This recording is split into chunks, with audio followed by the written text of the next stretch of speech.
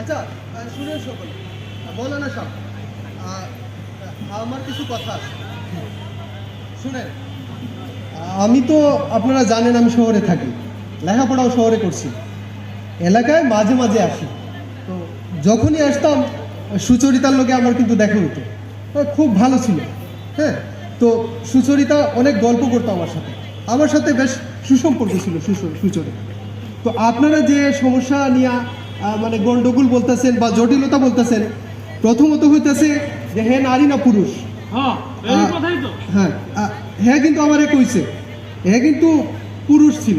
তোমারে কইছে? হ্যাঁ কইছে? হ্যাঁ, বলো না সব, পুরুষ হিসাবে জানাজাটা পড়তে পারেন আপনি, কোনো সমস্যা নেই। তাইলে তো হইল। তুমি কি ঠিক কইতাছো? হ্যাঁ, লালমিয়া চাচা, জহির ভাই এলো আমাদের অত্র এলাকার একজন শিক্ষিত মানুষ, উনি মিথ্যা কথা কইবেন না। আরে বেশি কথা কই না। আরেকটা সমস্যা ছিল কি, হিন্দু না মুসলমান। হ্যাঁ হ্যাঁ শুনেন, মানুষ তো মানুষই।